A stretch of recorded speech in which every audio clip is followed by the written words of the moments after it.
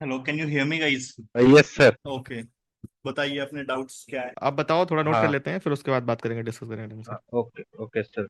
अब मेरा पहला डाउट है सर कि मेरे निगेटिव ज्यादा जा रहे हैं, और उसके बाद सर मैं ये नहीं जज कर पा रहा हूँ कि कौन से क्वेश्चन में मेरे 100% सही होंगे। और ज्यादातर प्रॉब्लम मुझे आते हैं कि दो ऑप्शन में छांट लेता हूँ 50-50, और जो ऑप्शन में लगाता हूँ वही गलत होता है। ओके। और मेरा तीसरा समस्या है सर कि मैं पॉलिटिक्स बहुत अच्छे से पढ़ा हूँ, उसके बावजूद भी मेरे पॉलिटिक्स बहुत इजी सवाल गलत हो जाते हैं, जो एग्जाम के बाद फिर सोचते हैं तो बहुत ज्यादा अफसोस होता है। मतलब पॉलिटिक्स ज्यादा रॉन्ग होते हैं। और उसके बाद सर ये करंट अफेयर्स के टेस्ट सीरीज में सवाल जो है नहीं बन रहे, हालांकि हम अच्छे से पढ़े नहीं है current affairs.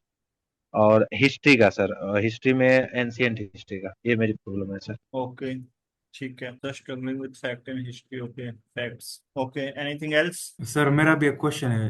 M I audible? Yes yes yes yes. Please. Sir मेरा ये क्वेश्चन है कि सी सेट में मेरे कॉम्प्रिहेंशन के क्वेश्चन थोड़े गलत हो रहे हैं। वो जो पैसेज होता है ना, वो मतलब मैं अच्छे से समराइज नहीं कर पाता। वो पैसेज के मैथ्स के क्वेश्चन अच्छे से कर लेता हूँ मैं, पर वो कॉम्प्रिहेंशन के क्वेश्चन में थोड़ा दिक्कत हो रही है। I am asking P Y Q या फिर मॉक, सर गलत मॉक किस के में? मॉक मॉक मॉक में। में, ठीक है, got it. Okay, anything else? चलो सर, स्टार्ट कीजिए। हाँ बिल्कुल। Yes sir. दे, देखो, पहले तो मतलब ये जो प्रॉब्लम है कि 50-50 गलत हो रहे हैं, तो ये जनरल प्रॉब्लम है कि आपकी प्रैक्टिस शायद उतनी नहीं है। वरना जब आप 50-50 कर लेते हो तो आपके सही होने के यस सर। चांस ज़्यादा होते हैं हमेशा। अगर आपने इनफ प्रैक्टिस कर रखी है, पीवाईक्यूज कर रखे हैं। ये क्या होता है, जब आप पीवाईक्यू सॉल्व करते हो और टेस्ट सीरीज भी कुछ हद तक, लेकिन मोस्टली पीवाईक्यू, तो एक आपके अंदर एक स्लाइड सा कॉमन सेंस बन जाता है। आपका बैकएंड ऑफ माइंड की बताने लगेगा आपको कि शायद ये सही होने के चांस ज़्यादा हैं।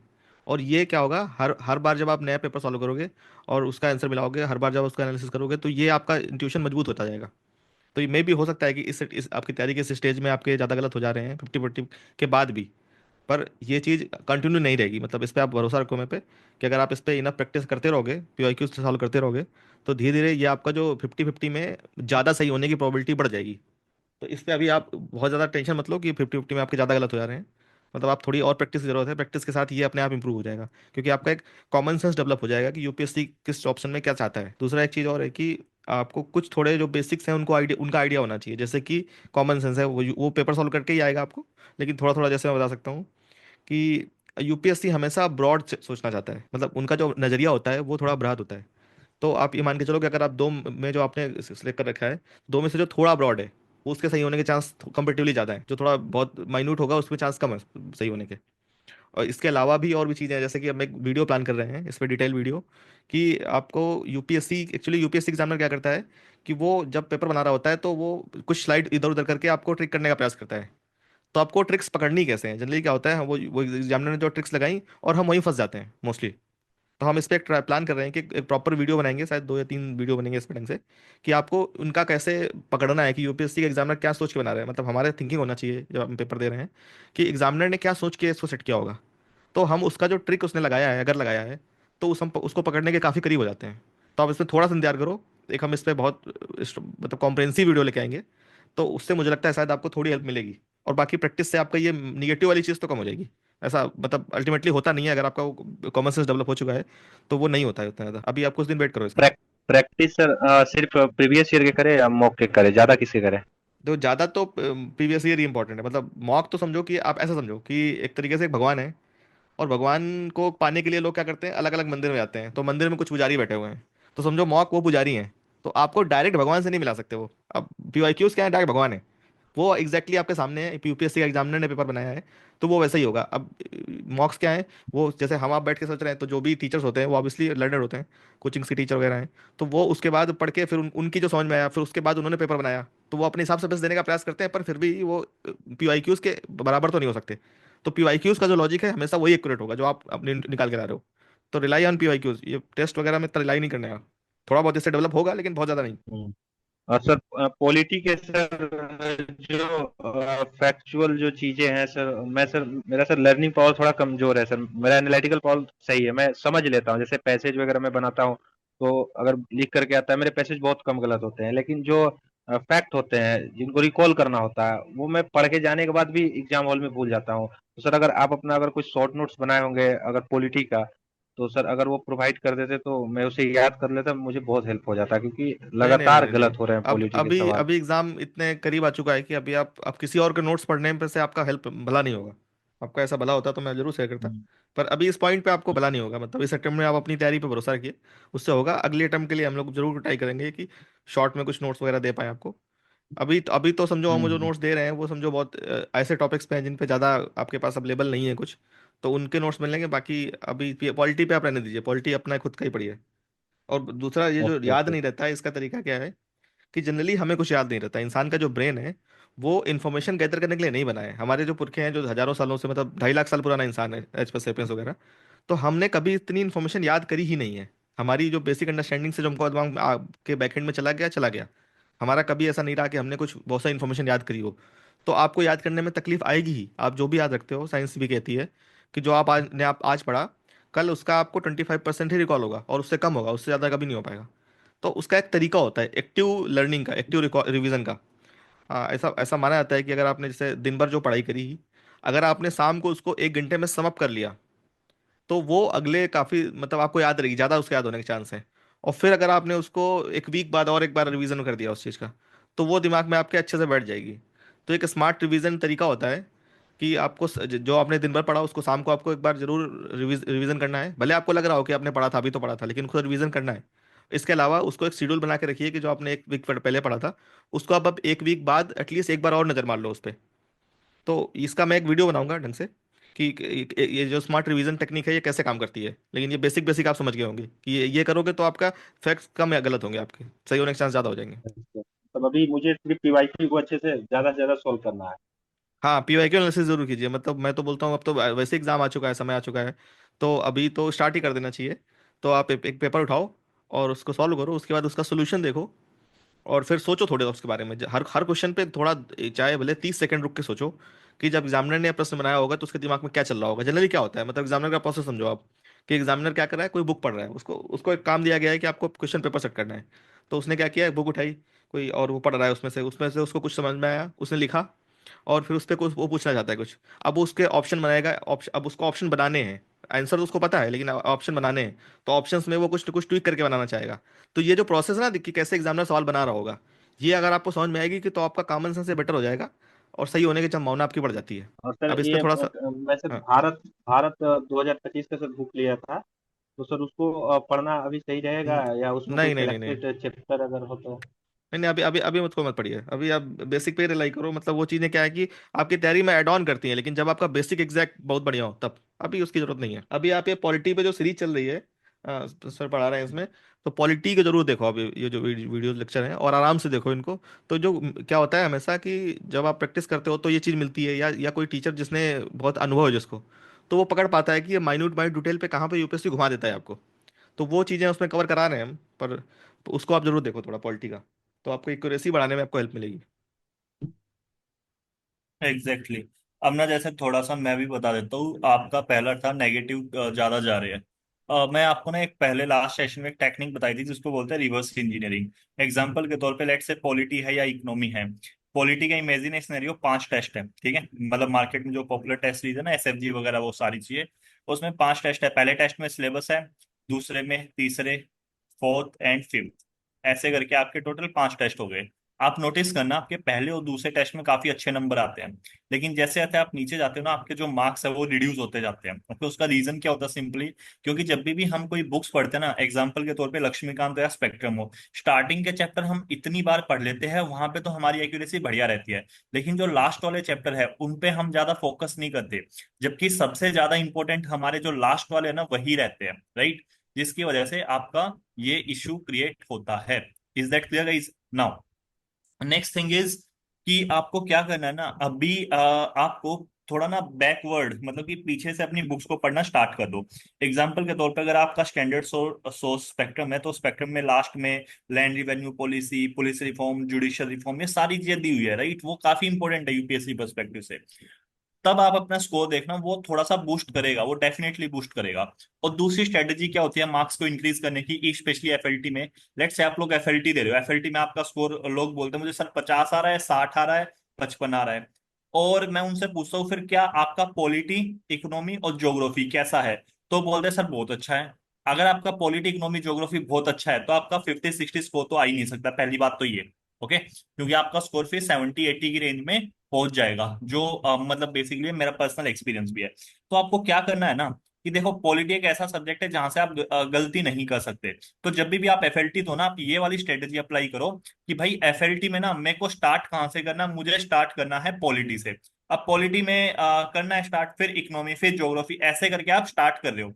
उसके बाद अब आपको मालूम है हिस्ट्री, साइंस, और उसके बाद एनवायरमेंट, ये ऐसे सेक्शन है यहाँ से आप जितना भी पढ़ लो आप उतना ज्यादा हाई एक्यूरेसी नहीं ले सकते।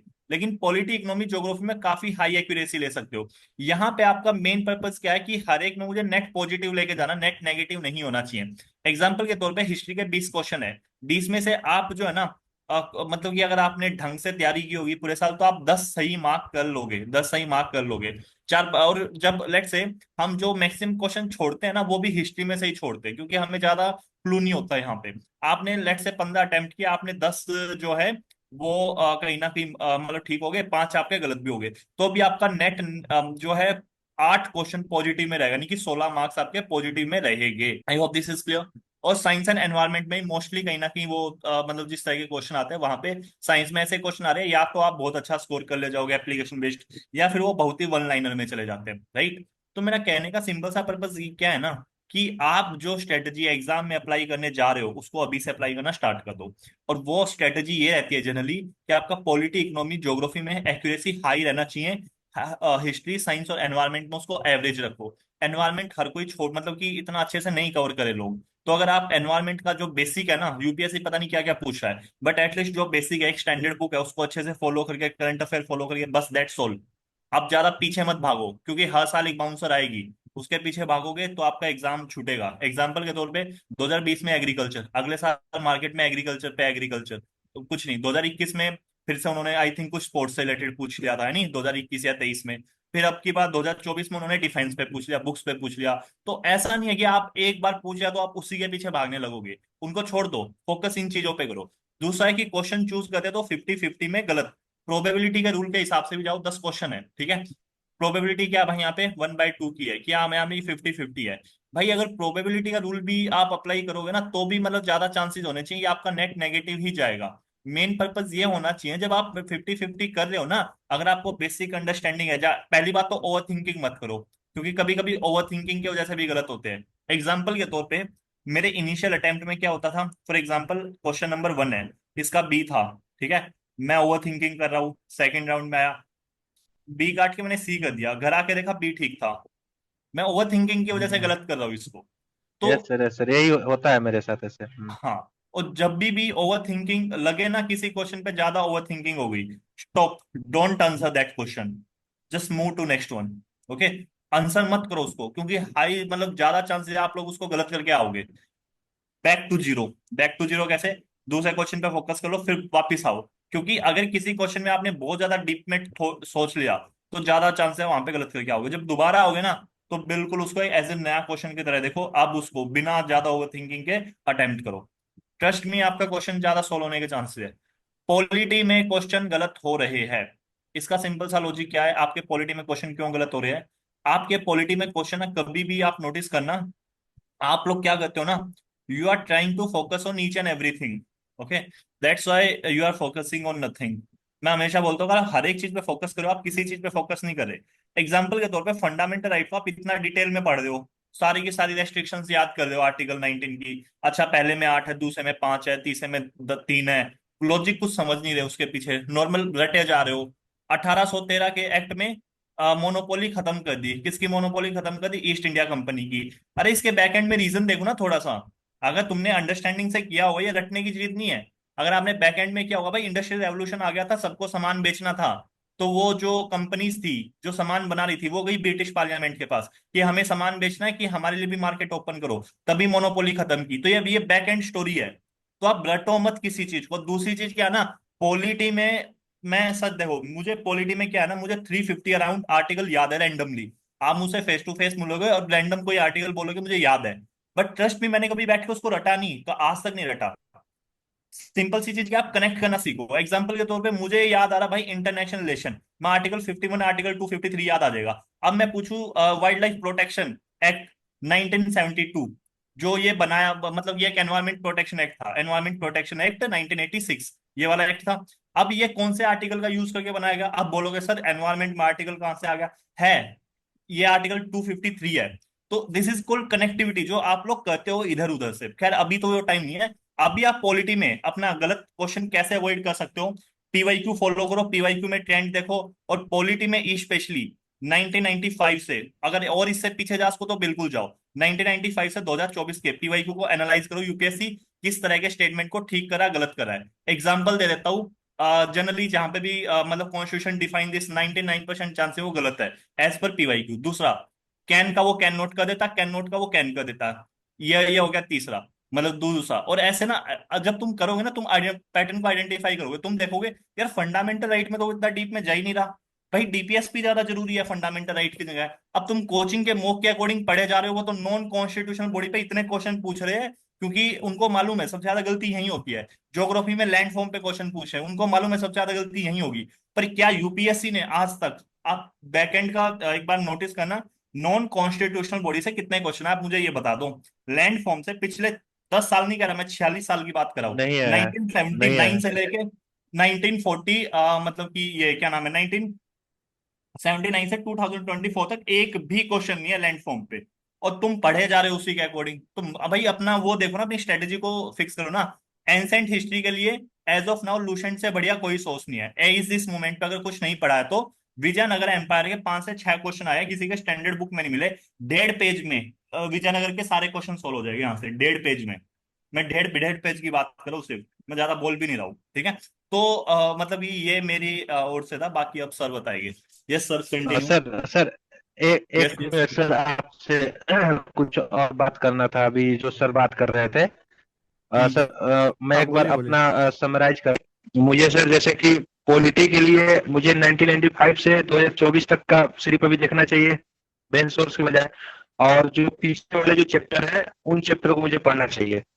ठीक है, हम्म। क्योंकि ये आप जो बता रहे थे शुरू में, ये बिल्कुल सही बात है कि शुरुआत के चैप्टर को इतनी बार पढ़ चुके हैं कि आगे बढ़ ही नहीं पाते हैं।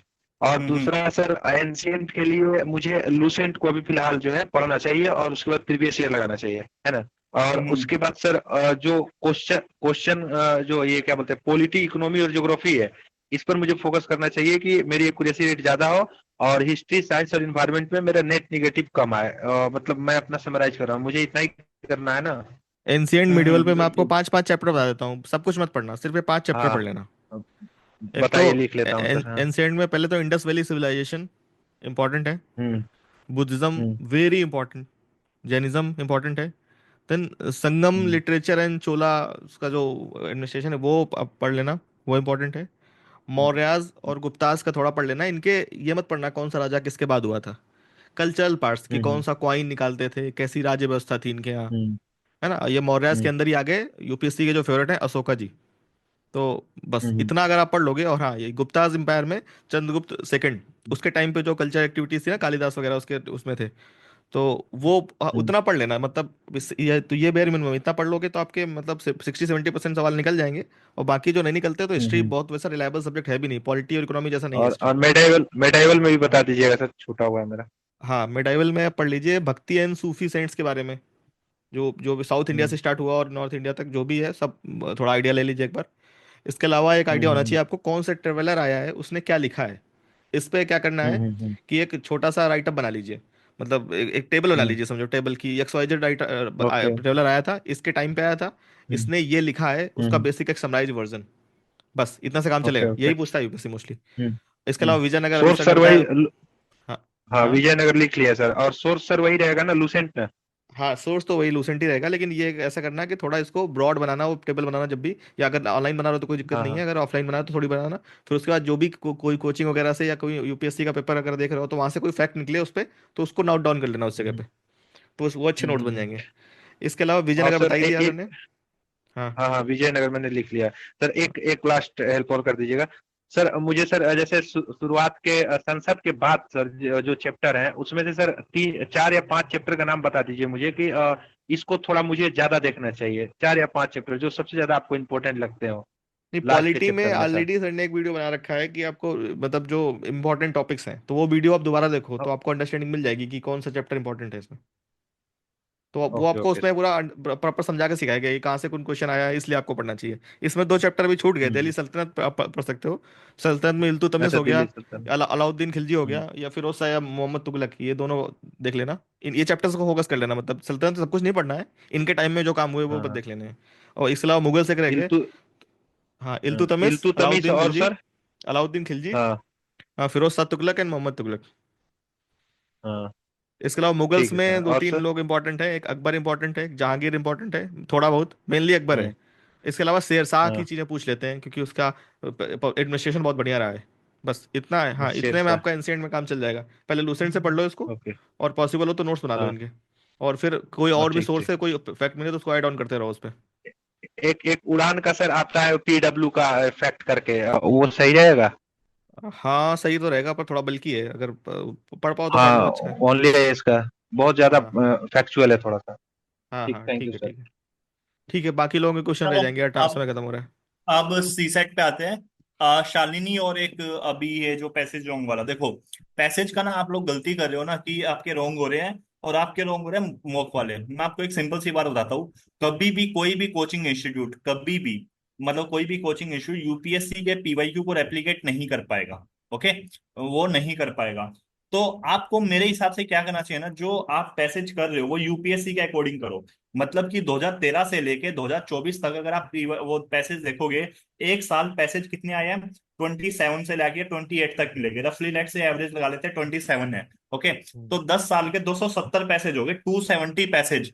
अगर आप उन 270 पैसेज के मतलब 5W की तरह, मतलब कि व्हाट वाई हाउ, मतलब कि यूपीएससी ने इन्फ्रेंस है तो उसमें क्या ऑप्शन चूज किया है, मतलब कि आप गलती कर दो पहले, कोई दिक्कत नहीं है, फिर उसको देखो कि यार यूपीएससी ने इन्फ्रेंस में क्या लिया इसका। थोड़ा सा उस पर देखो कि इन्फ्रेंस का मतलब क्या होता है, नहीं एजम्पशन का मतलब क्या होता है, क्रक्स का मतलब क्या होता है। तो उस तरह की चीजों पे अगर आप फोकस करोगे ना, तो आप पिछले दो मतलब कि स्टार्टिंग के 3-4 सालों का एनुअल, फिर आगे आगे जैसे जैसे आप बढ़ोगे आपकी एक्यूरेसी ऑटोमेटिकली बढ़ती जाएगी। तो आपको उसी के अकॉर्डिंग देखना। मोक में मैं देख रहा हूँ 1.5 पेज का ऐसे दे दिया उन्होंने, मतलब 1.5 पेज का पैसेज दे दिया। अब भाई 1.5 पेज का पैसेज स्टार्टिंग में क्या लिखा हुआ एंड तक आते आते भूल जाओगे आप। पर यूपीएससी इतना बड़ा नहीं दे रहा पैसेज, अगर आप ध्यान से देखो तो। Is that clear? तो मॉक के पैसेज पे बिल्कुल रिलाई मत करो। पहली बात तो ये, जब आपके पास 300 के अराउंड, क्योंकि 2013 से 2024 11 साल हो गए, तो इसके उसमें अलावा आपके भी सर पास अगर ये चाहें तो सी सेट वगैरह के भी पैसे कर सकते हैं, वो भी यूपीएससी सेट करता है और लेवल उनका भी ठीक ठीक होता है। मतलब मॉक से तो एग्जैक्टली बेटर है कि सी सेट का मतलब सॉरी, सीडीएस का पढ़ लेना पैसेज। हाँ, तो उनका अगर आप करोगे तो वो ज्यादा बेटर रहेगा। तो आपके पास रफली 350, मतलब कि 300 के राउंड अगर आप पैसेज कर रहे हो, और मतलब कि अच्छे से समझ के कि इन्फ्रेंस का मतलब ये है, जंक्शन का मतलब ये है, कोरोलरी का मतलब ये है, और उसमें भी एलिमिनेशन टेक्निक लगती है पैसेज में जब आप एनालाइज। और लेकिन ना एलिमिनेशन टेक्निक एक ऐसी चीज है भाई, जो आप ना मतलब सिर्फ वीडियो देख के नहीं सीख सकते, आपको खुद भी बैठ के करना पड़ेगा, है सिंपल एज दैट, राइट? तो ये होगा पैसेज का मेरी साइड से। सर आप बताइए इस पे कुछ। पैसेज पे तो आपने मुझे लगता है कंक्लूड ही कर दिया ऑलमोस्ट, मेजर चीज़ें ओके, बता दी हैं कि ये करके आप ठीक प्रैक्टिस है। कर लो, आपका बेटर हो जाएगा। और दूसरा कि इस पैसेज में क्या है कि ये एक तरीके से कॉम्प्रिहेंशन है, स्लो लर्निंग प्रोसेस है, वो एक दिन में नहीं सिखा जा सकता, बस आप ये प्रैक्टिस ही कर सकते हो अगर आपका नहीं अच्छा। बाकी एक चीज़ कर सकते हैं, जिनका हिंदी बैकग्राउंड है तो वो थोड़ा हिंदी में पढ़ के ट्राई करो, बहुत पैसेज होते हैं हिंदी में बहुत जल्दी समझ में आते हैं। मैंने ये सेट वाले जी वीडियो में बिल्कुल, बताया भी था, तो हिंदी में पढ़ के ट्राई करो, कभी कभी बहुत जल्दी समझ में आता है और अंडरस्टैंडिंग मिल जाती है। बिल्कुल। नेक्स्ट है सर मुझे मैथ से प्रॉब्लम है, important topics and tricks. Okay Shalini, देखो एक बात समझो कि आप ना अगर सी सेट में पहले क्या होता था ना, लोग ये बोलते थे कि अगर भाई आपका मैथ कमजोर है ना तो पैसे जो रीजनिंग अच्छे से कर लो। आज मैं ये बोल सकता हूँ कि आपको कोई भी एरिया नहीं स्किप करना है सी सेट में, कोई भी एरिया नहीं स्किप करना है। सी सेट पे ऑलरेडी वीडियो बनाई जा चुकी है, जो कि आपको पहले तो वो देखनी चाहिए। उसके बाद जो इंपॉर्टेंट टॉपिक है वहां पे वो भी बताए गए हैं। बट स्टिल मैथ में ना एटलीस्ट 4-5 टॉपिक है, जैसे नंबर सिस्टम है। नंबर सिस्टम से 10 से 15 क्वेश्चन आ रहे हैं हर साल, और नंबर सिस्टम कोई डिफिकल्ट टॉपिक नहीं है। मैं मेरा मैथ सबसे ज्यादा वीक है। अगर मैं कर सकता हूँ ना नंबर सिस्टम को अच्छे तरीके से और मुझे कॉन्फिडेंस आ सकता है, तो मैं ये मानता हूँ किसी को भी कॉन्फिडेंस आ सकता है। तो शालिनी जैसे काफी सारे टीचर्स हैं, अभी जैसे राकेश सर हो गए, या फिर मतलब ये आदित्य रंजन हो गए, गगन प्रताप हो गए, ऐसे ना बहुत सारे टीचर्स हैं, उन्होंने क्या कर रखा, 5-6 घंटे में पूरा नंबर सिस्टम पढ़ा रखा है। उसमें से गिनती का है, यूनिट डिजिट हो गया, डिविजिबिलिटी रूल हो गया, थ्योरम हो गया, ठीक है। तो ये करोगे आप तो आपको कॉन्फिडेंस आएगा। 15 क्वेश्चन आ रहे नंबर सिस्टम के, तो 10 आप इजिली कर ले जाओगे। Are you getting me?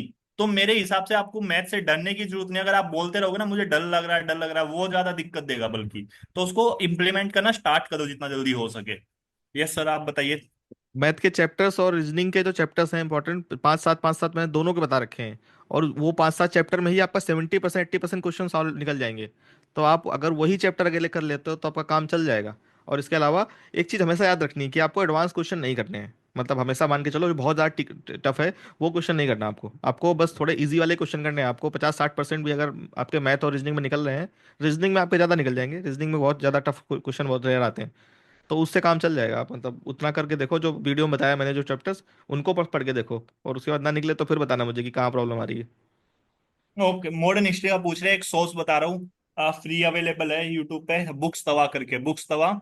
Animated video है छोटी छोटी, टाइम हो तो देख लेना। आई थिंक 15 घंटे में पूरा हिस्ट्री हो जाएगा डिटेल में। बुक्स तवा। और हिस्ट्री गलती में भी एक लोग क्या गलती गलती करते हैं कि जैसे स्पेक्ट्रम को नीचे से ऊपर तक पढ़ने का ट्राई करते हैं। आप ये समझो कि ये जो पीरियड है स्वदेशी मूवमेंट स्टार्ट होने के बाद, सो उसके बाद का ही जो टाइम है वही ज़्यादा इंपॉर्टेंट है। बाकी अदर थिंग्स में कुछ ही सेक्टेरियन चीज़ें इंपॉर्टेंट हैं, जैसे कि कुछ पर्सनालिटीज़ कि XYZ, गांधी जी ने क्या किया था, अम्बेडकर साहब ने क्या किया था, इन्होंने क्या किया था, केशव चंद्र सेन ने क्या किया था, वो इंपॉर्टेंट है सिर्फ। बाकी और बहुत ज़्यादा पढ़ने की जरूरत नहीं है। आपको पहले ये शुरू करना है 1905 से जो चैप्टर स्टार्ट हो रहे हैं वो उनको पढ़ो। उनको आप बाय हार्ट पढ़ो, ढंग से पढ़ो। और सबसे ज़्यादा इंपॉर्टेंट टाइम है लगभग जो 1939 से 47 के बीच में है। मतलब उस समय जो भी कैबिनेट मिशन वगैरह आए थे, उन पे हर बार एक सवाल आता ही है। हाँ, मतलब किसी पेपर में ऊपर नीचे हो, अदरवाइज आता ही है। तो इनको ज़्यादा ढंग से पढ़ो। और इसके अलावा जो चीज़ें पढ़नी है वो आपको पर्सनालिटीज बेस पढ़नी है, कि आपको एक लिस्ट बनानी है। मैं तो मानता हूँ बहुत ज़्यादा, और इसे अपेंडिक्स में कुछ चीज़ें अवेलेबल भी हैं। तो एक लिस्ट बनाओ कि इन्होंने क्या किया था, कौन सा मैगजीन निकाला था, कौन सा न्यूज़पेपर निकाला था। तो वो चीज़ें आपको करोगे तो आपको आ जाएगा। और एक एक इम्पॉर्टेंट चैप्टर और है, सोशल रिफॉर्म मूवमेंट वाला। और उस पे भी याद तो नहीं, बहुत सी चीज़ें नहीं रहेंगी कि किसने क्या न्यूज़ निकाली थी, किसने कौन सा ऑर्गेनाइजेशन बनाया था। तो एक चैप्टर उस पे भी एक तरीके से एक बना लो, मतलब टेबल फॉर्मेट में। और वो याद रख, फिर याद रहेगा धीरे धीरे। Yes guys. कुछ बच रहा है, कोई किसी कोई क्वेश्चन है? इन्वायरमेंट का कहाँ से पढ़ें? इन्वायरमेंट के दो ही सोर्स हैं अच्छे अच्छे। एक PMFIS का सोर्स है, एक शंकर आईएएस की बुक है। मैं PMFIS रिकमेंड करूंगा। उनकी हर साल अपडेट होती रहती है। तो कोई भी अपडेटेड 23 से 24 की उठा लो आप और पढ़ लो। और उन उसमें इंपॉर्टेंट चैप्टर्स मैंने बताए हुए हैं वीडियो में, जो 100 टॉपिक सिलेबस करके वीडियो बना होगा इन्वायरमेंट का। उसमें एक चैप्टर बताया हुआ है। और हर चैप्टर में कहाँ से कौन सा क्वेश्चन आ रहा है वो बताया हुआ है। तो उन चीज़ों को फोकस करते हुए उस बुक से पढ़ लो, पूरी बुक नहीं पढ़नी है, वो बहुत ज़्यादा है। तो बस वो चैप्टर उठा के और उस जो जो चीज़ें मैंने बताई वो पढ़ लोगे तो आपका काम चल जाएगा। एक बार वो वीडियो जरूर देख लेना। इन्वायरमेंट में बहुत डिटेल करके बताया हुआ है। अब मैथ्स के प्रैक्टिस कहाँ से करने हैं, पहले तो ये इसका कोई चैप्टर वाइज सोर्स मिल जाएगा अगर आपको पिछले साल के जो CSET वाले क्वेश्चंस हैं, तो वहां से कर लो। इसका चैप्टर वाइज सोर्स नहीं मिल रहा है आपको, तो इसका NDA या CDS का सोर्स कोई ना कोई मिल जाएगा, मार्केट में जाओ।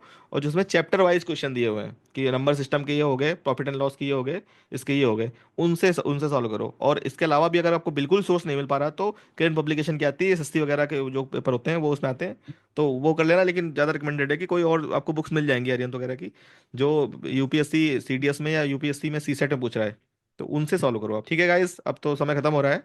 सो Jai Hind, and we will end it here.